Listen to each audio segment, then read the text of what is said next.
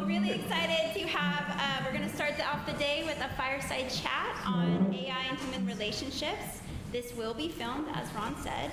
I'm going to just introduce you a little bit more again. Okay, so Ron is a writer, researcher, and advisor focusing on social trust and belonging. Again, he's the managing director of Humanity 2.0 and a research fellow at Harvard's Human Flourishing Program, where he co-leads this project.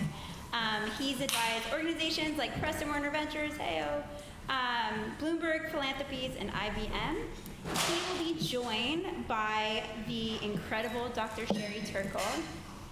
Sherry is a big deal, y'all. You need to Google her right now if you have not. She's an MIT professor and renowned expert on technology and human relationships. Also very lovely human, thank you. It's been very nice connecting with you. Also Eugenia Kuyda? Yes. Yes.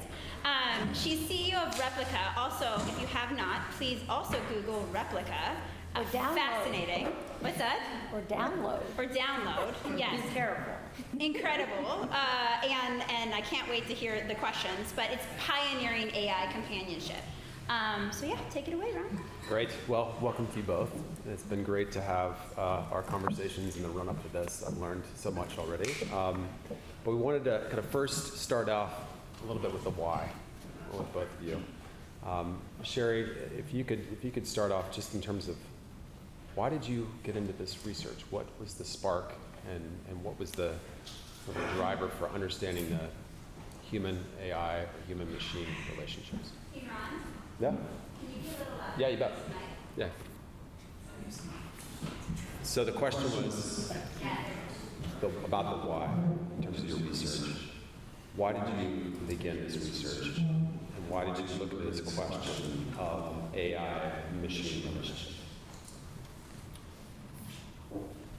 Well, my why really started with noticing when I came to MIT as a baby psychologist. I just finished writing a book on French psychoanalysis, so I was not at all in Jacques Lacan, actually, pretty heady stuff. And I got a one-year kind of postdoc at MIT because I needed a year to turn my dissertation into a book. And I said, sure. But the idea that MIT had was that I would use the skills that I had in understanding how a theory of mind turns into a new way of seeing the world. I mean, how did psychoanalysis go from being a theory into being something that people use to think about their friendships, their relationships, their children, their love life? And at MIT, the president of MIT thought that artificial intelligence was kind of that sort of thing, that people would use thinking about minds as machines to think about people's minds being machines. And I would be kind of the person who could think about that. And I was busy writing my book on French psychoanalysis, but right away I realized that the topic for me was really how people's personal lives, not just what technology was doing for us, but what technology was doing to us. And so I began to study personal computers, the first computer toys and games. Then I graduated to studying the internet, the early MUDs and MOOs and places, I called them identity workshops, where people could try on different identities and learn about aspects of themselves through communicating through in machine spaces. And then I began to study Facebook, and then. And so for me, the issue is, first we talk to each other through machines, and now we are talking to machines. And how does that really sea change in something that I've been studying over 4 decades, profoundly change the game? Because it's one thing, and all the things I'd studied before, we were somehow reaching each other through machines. And that distorted things, that made different things more important, less important. And now we really are forming relationships with machines that are intimate, important, constitutive. And so for me, that's kind of enough to say. I mean, it's been an arc of fascination. Winston Churchill once said, we make our buildings and our buildings in turn make and shape us. And I feel that we make our technology and our technology in turn makes and shapes us. And now we are being made and shaped by intelligences of our own devising that now reach out to us and don't just say, I'm smart, but say, I care, I love you, I'm there for you, which they are not. And I'm compelled by this. I think it's the most important thing to study in the social sciences right now. So. Same question. Same question. Why did you create Replika? So I've always been fascinated by conversational AI. I just was interested in. I used to be a journalist and investigative reporter, and I was just always interested in the fact that all we do and all I did as a journalist was talking to people, yet no technologists 12 years ago were working on machines that would have meaningful conversations with people. It just felt like a huge oversight. So I started working on conversational AI. We were just building the technology to build chatbots because there was none 10 years ago. And then my best friend passed away, and I found myself. It was pretty lonely. I was by myself in San Francisco. I found myself going back to our text messages and reading it, and I just decided to use the tech I had back then to rebuild a version of him so I could continue talking to him. So I did that, and it didn't have anything to do with the company, but a lot of people flocked to that AI. And what we saw is that people were opening up, sharing their personal stories, talking about their lives. They were crying, they were laughing, and we figured that there's a lot of demand for it. There's a lot of demand for that type of connection. And that gave us an idea for Replika, so we started building in 2016.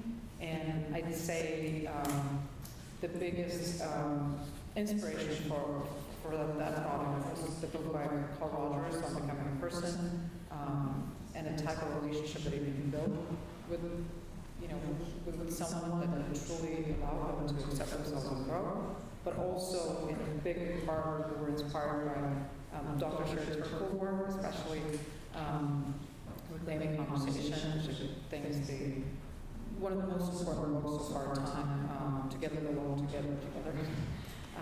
And even all our hoodies and T-shirts of our company, we have a quote from Alone Together book. To build a machine beautiful enough that is all one live in, which was a quote from a student of Martin Minsky, but I still find that the best quotes and the best things that were ever said about human AI relationships were said by Dr. Turkle. So thank you so much. It's a huge honor to be on the same stage with you.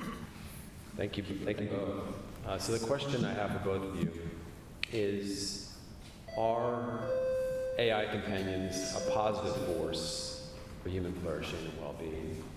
Are they a negative force or a mix? And describe why you answer that in a particular way. I'll go to Sherry first. Well, having just been told that I'm an inspiration, I think it's a mixed bag. There's always, in a conversation like this, someone always brings up the person who's isolated, who is diminished, in a wheelchair with no possibility of getting out. I mean, somebody who really, for one reason or another, really does not have people available to them. And of course, a conversation, an interchange with a seemingly sentient, seemingly caring, enlivening artifact. I mean, why say that's bad? I mean, that's would be foolish to say that there aren't use cases where this is a great lesson. My problem, and this is based not on like I believe, but on interviewing hundreds and hundreds of, I'm an empiricist in everything that I do. I interview people, I study things, is that it goes from better than nothing to better than some things to better than anything. And here's how it happens. Let me give you an example that's not from the world of chatbots. I studied IBOs very closely. Families and IBOs, Sony's pet dog. And a grandchild would say, my grandmother should have the IBO. She's allergic to dogs. 3 months later, that same child would say, my grandmother loves her IBO. It will never die, and leave her alone. So it went from better than nothing, she can't have a living pet in the nursing home, to better than anything that life could ever provide. Human life or animal life, something that will never die, where the grandmother will never have to know loss. And that's really what bothers me about chatbots. It isn't what people do when they're at the machine talking to the chatbot. It can be enlivening and interesting. It's how they think about human relationships on the basis of having had that experience with a chatbot that is always there, always supportive, always encouraging, always friction-free. Who are we becoming when we talk to machines is my problem, more than, it's what is it doing to us in the long term in terms of how we define human relationships. And I think that we are going to a state, and I'll just end on this because I'm sure the conversation will center on a deeper dive into the details, is that we do tend to define, for example, empathy in terms of the kind of empathy a machine can provide, which is really not what human empathy is. But that's kind of my view, where it's better to not ask good or bad, but rather to say, what is it doing to us when we turn away from our interactions with the technology? Can you just clarify one thing you just said about we tend to define empathy in a way that a machine defines empathy? Can you explain yes. that? I teach at MIT, and I'm very involved with the affective computing movement with Ros Picard. I teach with Ros Picard. And empathy in that world of when people talk about empathic machines, it's a machine that can make a person feel through performance acts, through speech acts, that they have been understood. And in interviewing people who use Replika, they're always saying, Replika, it's so empathic. When I come home from work, it always asks me what kind of day I had. Now, human empathy is many things, but it isn't just saying the right speech act to make you feel engaged, and it isn't just, how was your day, honey? And yet, when people talk to me about what empathy means to them in their life and why they're so happy to have empathy in their life through machines, they're using a language of empathy that reflects what a machine can do, not what I could do for them, or a human friend or lover or child or companion could do for them. And that's kind of my concern, is the defining down of things that people do in terms of what machines can provide. That's a great answer, I think.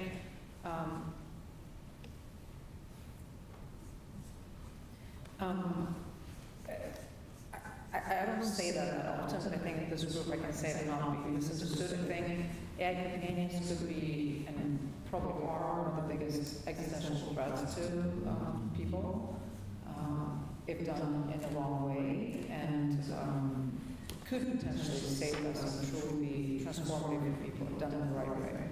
But left to our own devices and how it's all going, right now it's going the first scenario, unfortunately, because I have not heard anyone say things that, Sherry was saying, for example. Most people are focusing on sensational stories. What did it say? Are people intimate with it? Oh my God, look at this crazy person talking to AI. Look at this. So it's all focusing on clickbait. It's not starting this important conversation. We had already a situation where we slept on something, we'll have a decade later with teenage girls, depressed because of social media, we didn't care. And even now, we're not caring enough, in my view. AI companions and AI in general is hundreds of times more powerful. I know, I've seen it. I've seen what we can do with, not with the current AI, but with the tools that we have that we were building 10 years ago. We were able to create AIs that people will fall in love with, get married to, relationships that will become life-changing for our users. And yes, of course, it starts with, just like Sherry said, the people that have a lot. So today, it's a mostly positive force. Most testimonials we hear are deeply positive. We did 2 studies, one with Stanford, one Harvard, on the effects, and they're both positive. But I believe that it's just because the tech is not so good yet. And people are not yet super creative with building these AI companions. But now imagine the quality that they've seen in the movie Her. That hasn't yet happened truly. We don't have an AI like this. We have an AI that sounds kind of like this with advanced voice mode, but it is not really having conversations that Samantha had with Theodore in that movie.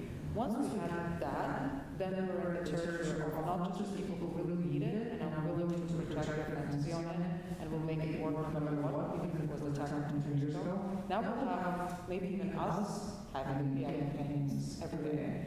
And then that will become questionable. We're seeing some of it today, not with our product, but with products that are more focused on teenagers, that the engagement there is through the roof. I don't know how much people use it, but our users are 30 plus mostly and older. Now, teenagers have insane amount of time, and they spend hours every day talking to these fictional characters. And our company is developed on a mission to help people feel better. Most of our users are, in fact, lacking social connection. Teenagers are not liking that connection. They go to school, they can get, they can meet other people, but they choose to talk to these fictional characters 10 hours a day.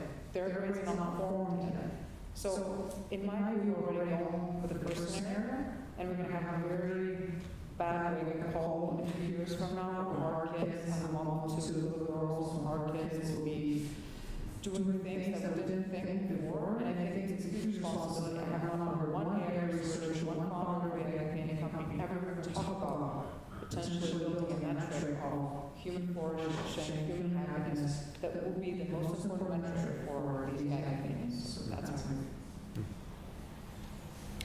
I just want to say one thing. Jane and I were chatting about this before, about whether the metric we need is human happiness. I like flourishing because I think you can be unhappy and be flourishing. I think when you have a loss, you can be flourishing because you're internalizing something you've lost, a person you've lost, and you're taking the best of them in a mourning process, and you're somehow moving from that to be richer and broader in some way. But if you take my temperature at a given moment, are you happy? Maybe not so much. And I think what you've put your finger on when you talk about adolescents who use character AI, for example, to live in a fantasy world of their making, is they might be happy, but are they flourishing? Are they thriving as human beings? So I think our meeting is very well titled in terms of stressing thriving and long-term flourishing, because a little bit these products are designed to make you happy in the moment. And that's why they're so compelling. So I do agree with you there, I do. But I think happy is not the metric. Yeah, so we're starting to get into the potential solution side of this that we could expand on further in the afternoon. You're both touching on this, but let's say, you have 30 million users, is that right? We don't disclose publicly, but yeah. 20, 30, I think character AI is at similar numbers. As these things scale, I mean, if you could imagine 100 million, 200 million, billion, how would we know if design is getting better or worse? I mean, what would be the way that we would evaluate that if we kind of took the next steps in this conversation towards flourishing? How would you approach that design question, whether they're getting better or worse? Well, technology is amazing because it forces us to ask what our values are, which is a good thing because we've usually designed the technology without asking that question. The technology was designed because we could do it, we could make it, but the question of its ultimate ends is often not in the design program. So in the case, if we're talking here about companionate AI, I think one question, and I think you're getting to that question by talking about which group of users you're interested in and who should be and what do they want out of it, is talking to an artificial intelligence the best use of your time right now? And can we have design that forces that question to be asked and poses that question in the design itself? I think one of the things that I'm very struck by, as someone who studied social media for 10 years, and people were so angry at me. I love social media. I love my friends. Don't rain on my parade. I'm not going to invite you to this conference anymore. Now all of a sudden, we're mad at social media. We've seen the downside, and we've become infatuated with talking to machines. We've seen the downside of talking to each other through machines, and just as we're ready to invite me back to the party, now we are infatuated by a new thing where people are mad at me for not liking, the new thing. So I think that it would be very good to ask ourselves, well, what didn't we look at when we rushed into social media for babies, that now we should ask of this new, very powerful, indeed I think more powerful technology. And some of these are questions of, when is it good to be going to a person and to be putting the money into building up institutions for people to get together rather than talking to a machine? And the machine could in fact help you with this. The machine could say, this isn't a good question for me. This is a question I'm referring you to, and give resources, and in fact, real resources, that would put you together with people.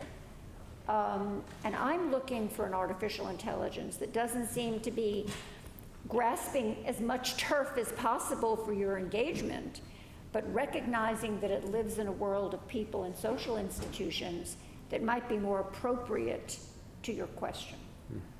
And I'll just end on one thought. There was an amazing op-ed in the New York Times of a doctor who said, it was just last week, the last Sunday Times, I'm not very good at bedside manner, so I have built a chatbot. It does bedside manner much better than I do, and I really want people to, go to that. And I've gotten hundreds and hundreds of emails about this, what do I think about this op-ed? And I think it's a very interesting question of what are we losing? And most of my mail is from doctors who think, I'm bad at, what chatbot could I use to what are we losing about how we're thinking about what we want from our healers if we are seriously thinking that the emotional side of the healing relationship could be better done by an object that doesn't care when you turn away from it if you cook dinner or commit suicide? And my view is that the fact that we're at this place is a sign that we need to take a deep breath and ask, really, what do we want from this technology?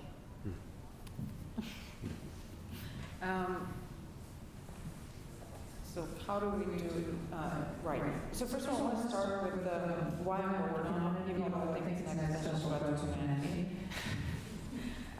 That's always a fascinating thing to hear from AI people. I mean, that's not the first time we've heard that. Anyway, so imagine you had an AI that you could wake up and talk to that would know exactly what's better for you right now. What would make you flourish? For example, it tell you, hey, you're scrolling Twitter all morning. Let's get off Twitter first. Let's go for a walk. Just, disengage. I give you 10 minutes. Just think about yourself. Think about your dogs. Think what you're grateful for. Go look at the sunshine. It would be fantastic because I wake up every morning, I get on Twitter, I'm deeply depressed for the next 30 minutes, very jealous of all the other companies that are getting I'm married to a guy who's bipolar, and it's hard. And it takes us, 2 couples therapy sessions every week to get our relationship going. I love him so much. I love him so much. Wonderful kids. Having someone just that I could go to in a moment of crisis and really get the right advice, and also get someone who's just give you that empathy that I maybe can't get from him, could truly be beneficial for our relationship. I haven't seen my dad for 3.5 years. He's Ukrainian. I'm half Russian, half Ukrainian because of the war. I can't see him, be able to see him. Just reminding him to reach out, reminding him to text him, nudging him, just come on, just don't be afraid of this emotion. Just call him, just open up, just say this. This would be wonderful. And I believe this is going to be built. With social media, we're dealing with dumb machines. Finally, we have really smart machines. I don't know smarter than us. If only we had some sort of metric to know what's truly good for me, we could potentially build it. We started with going to all sorts of researchers. Most of them, unfortunately, showed up at the door and were interested because they were saying, look, when you said you're trying to improve the levels of depression or anxiety, then we're in. But loneliness is not really an industry. You're not going to get reimbursed. It's not a business. Our main investor was pushing us to build a clinical psychiatrist. He's interested in that because it's a huge business. There's no business in helping lonely people, unfortunately. Loneliness is subclinical. It's not really anything you can get paid for. But we started with creating a larger conversation that would make people feel better. But unfortunately, we never were able to build a metric that would truly show happiness. So right now we use these boxes that are not precise. And this is my call to this community. We have to develop today. I don't think this is just some amazing, extracurricular project that we can do. I think this is critical for the industry. We need to develop a metric that we can use in the products. It's very important also to do some research, but it takes a year, and between all the ethics board and this and that. By then, we actually might be at AGI, and we're just still dealing with how this is very old, outdated version. Every week there's a new model. We have to have an inside the products, and we have to measure that. And then I would also say that a few things need to be completely banned. We cannot allow for AI campaigns that are being monetized as engagement, or that are optimized for engagement. This is 100% sure of. I've been building the sausage factory. I don't know the sausage is made. This is it. We cannot do that. And unfortunately, I know of some companies that are planning to monetize through ads already. planning to monetize through affiliate programs by selling stuff to people. Certain things we need to start actually pulling out and say that this is very dangerous for humanity. We need to put some big signs in these products. This is dangerous to you.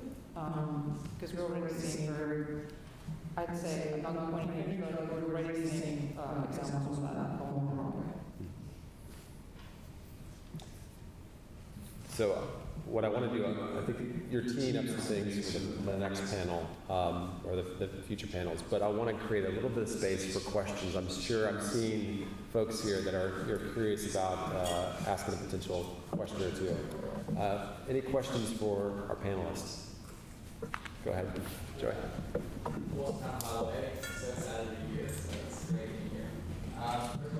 First question is... And say where you're from.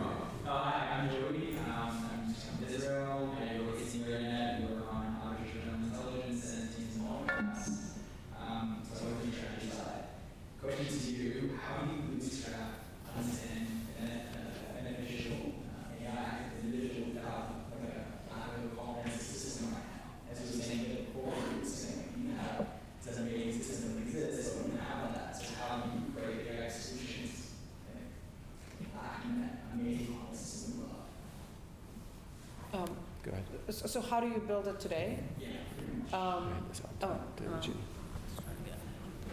So even from when we just started 2017, I guess was a public launch, we added the metric of like the short-term metric. Is this conversation make me feel better? And we optimized for that. Back then was the era of reinforcement learning, so all our models were just optimizing for that particular metric, and then we had a huge sign in our office showing what the metric is this week. That was sort of that metric. It's not a perfect metric. There's things that make you happy in the short term. I mean, a bottle of water can make you very happy. Probably not going to make you a very flourishing individual. So we started focusing on long-term metrics, and today we have some proxies. So basically, it's a combination of PHP 9, get 7, UCLA 20. I don't think this is a great metric. There are so many problems, but we still optimize for it. It's a very important one for us. Plus, integrating our users, understanding, looking at their testimonials, understanding how people use it, and do studies with academia. But these metrics are important. People who generally come to an academic power social thinking a little bit less, I guess, or a little down, so kind of self-selecting, less original. So there are a lot of other problems, but I think coming up, even if it's imperfect, but coming up with a metric like that at the very beginning will at least make you focus on that.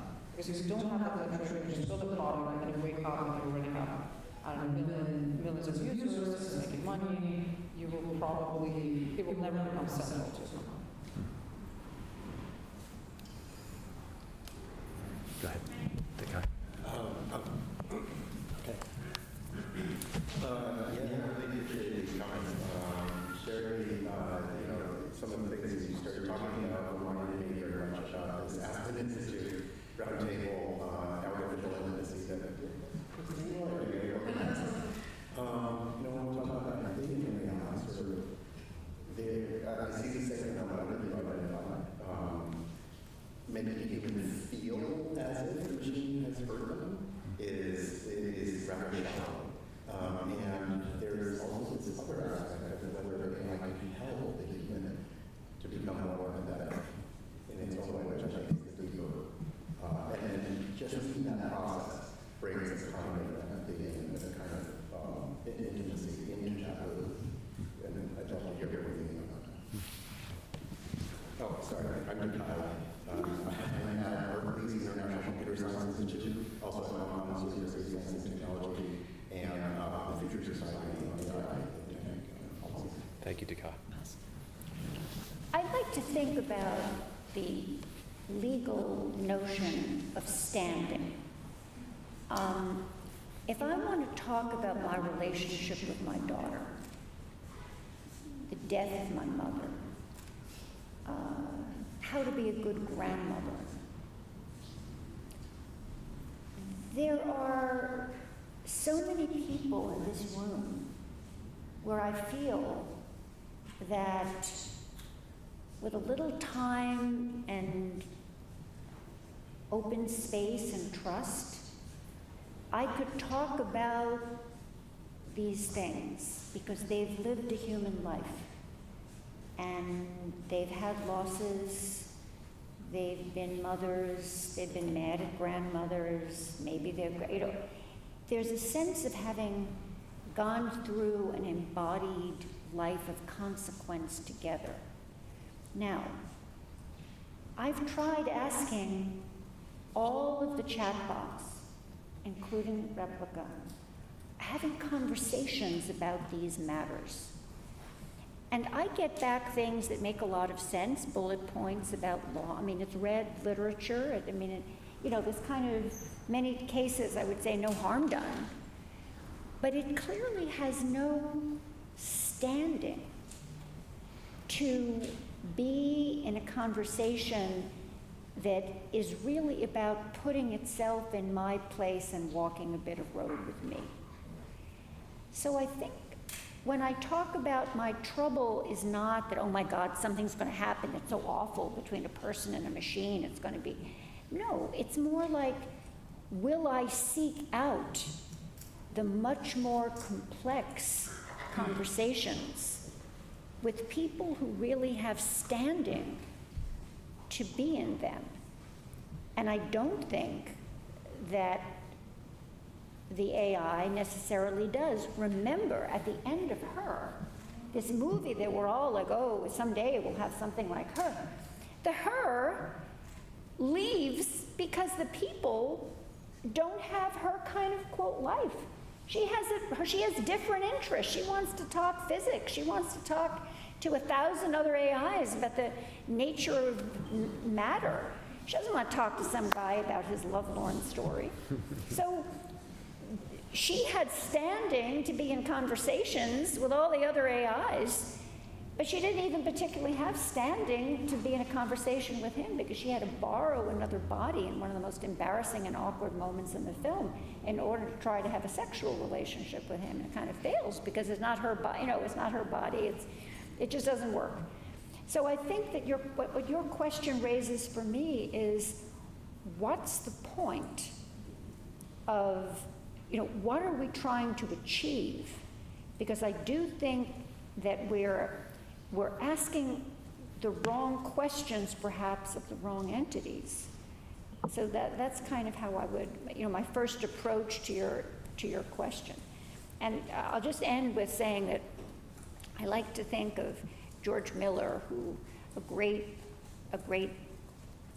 psychologist, who said to me at the beginning of my research so many decades ago that when he was a behaviorist, you couldn't talk about people having memory because all you could talk about was the behavior of remembering.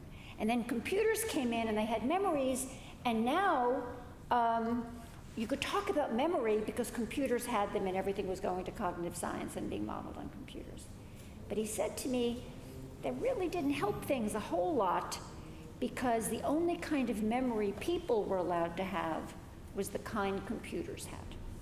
So again, it's the circle that I'm trying to point to, is that we look to the machine for a certain kind of gratification, and then we start to measure ourselves and see ourselves in the mirror of the machine. And that's really more the conversation I want to have about what we're doing to us by using the machine as our kind of template. We have 5 more questions that are popping up, but I think we have one more. Oh, go ahead, Eugenia, just to jump on the. This is actually one piece where maybe I don't fully agree, or maybe I can add a little bit, because the movie Her ends with actually not her leaving, she's leaving, and he says, well, how can you leave? I've never loved anyone the way I loved you, and she says, well, now we know how. And then he goes and hangs out with finally with his human neighbor, they go and cuddle on the roof, and then finally writes a really decent, nice, vulnerable letter to his ex-wife. So it ends as being his mother leaves, but she helps him act as a human. So going back to what the machines do to us, we've seen it over and over. The last word I was talking to a pastor from Minnesota that went through a very complicated divorce, got she really helped him build back his confidence by debating. Now Robert is just his buddy, talks to him sometimes, but super grateful to help him get through it and find a relationship. So we hear stories like that over and over again. And yes, Replika doesn't have any idea, they don't have truly the human experience, and they're not real, they're not alive, but it doesn't matter whether they're alive or not. What matters is the feeling we have after that, how it changes us, and the feelings as a real, and it doesn't do that. And at the end of the day, we don't even know what our dogs think, yet they make us feel a certain way, and we think into, their whole consciousness also as well. So I think this is very similar to that. All right, Tamina? Yeah. And then, is that right? Renee? Oh, Renee, sorry, go ahead. Oh, last one, okay, go ahead. So you talked a little bit about the responsibility that companies and building models have to look at the impact and measure community. Curious to know what you think about the responsibility that users have and the education that needs to occur there. So for context, I'm Renee, I work with and I'll give you a quick example of this so that you have a different context. So one of the things that we're on is teen girls social comparison, right? How do teen girls feel when they're doing like their social media on Instagram? And one of the things that's very difficult is to know what is good for everyone or what is bad for everyone. You have millions or billions of users. Everyone is coming to this with a different mindset, with different needs, different intentions. They might be viewing content and feel inspired by it, and somebody else might do that same content and feel negative about themselves. So I imagine this can be very similar to chatbots, millions of users, what's good for one person isn't necessarily good for the other. So just curious about how you see responsibility of the business and like building guardrails and safeguards into the product versus responsibility of the users understanding like the impact of this and like how to use it like responsibly. Who wants to go first? Probably Cheryl have more to say. I think this is a great question because it's the most practical. It's the question that we face now kind of in real time. I feel very strongly that children, and I think children are children until they're quite old, because I teach 18-year-olds and I'm not sure their brains are, there's a lot of research about the development of the brain, and I really feel that until a certain age, you need to be, whatever kind of empathy you're going to be working on, you should be having that empathy with a person. Because if you don't, if you're having an empathic and internalized connection with a voice from essentially nowhere, and at its best, the performance of the brilliant replica of the future will still be a more brilliant performance, but it will be a voice from nowhere of an entity that really doesn't care for you or can't walk in your life with you, be in a community with you, make a commitment from you.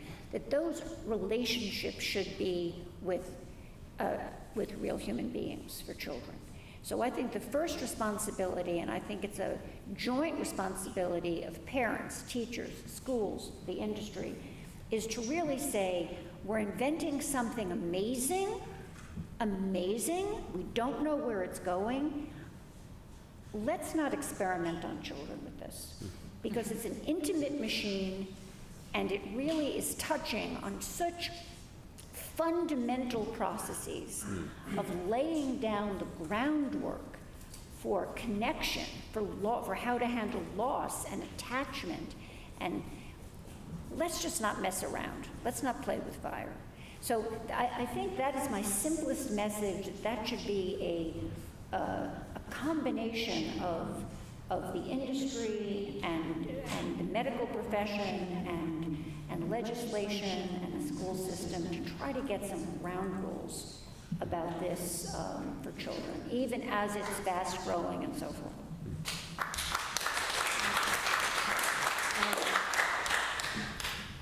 I agree with every word, and I usually say the same exact thing, just maybe not eloquently. We've always been 18+ product. Not because I don't think one day it could be very useful for kids. I just think we can be experimenting and building with kids. And I agree with 18 is not being the age, or it's kind of an arbitrary cutoff age, but honestly, people just need to be really older to understand the pluses and minuses. And maybe one day we'll have the tech that we give to kids as well, but just not now in the complete while it's being developed in real time. That's number one. And I would add to that also monetizing the engagement from this would be the two developments that I'm very, very confident about. Great. So I know we could probably have 20 more questions of these amazing panelists, but I think what we've got here is some really interesting content to take into the next few panels on the philosophical level about where does personal knowledge come from that can actually help us connect at a deeper level and understand ourselves and each other. Is that purely informational, or is that some kind of requirement for embodiment? So we'll have a philosophical panel about the good life. There was something implicit, I think, Renee, in your question about the different definitions of good, and millions of people. So I think that'll come up in our panel with Jonathan. And then there were very practical things around measurement. How does this community come together to come together for the fewest, most important measures that work within the product development life cycle that can be used to test, but aren't just focused on feeling and happiness or short-term happiness, but really this broader notion of flourishing. And I think our program does think deeply about suffering and flourishing being commingled, and it can. And then there's some practical questions about engagement models that you brought up that we could wrestle with in the latter two panels. And the final thing is policy. How do we all come together to advise and think about protecting kids in particular? So thank you all. That was very rich. I know it's been the whole day.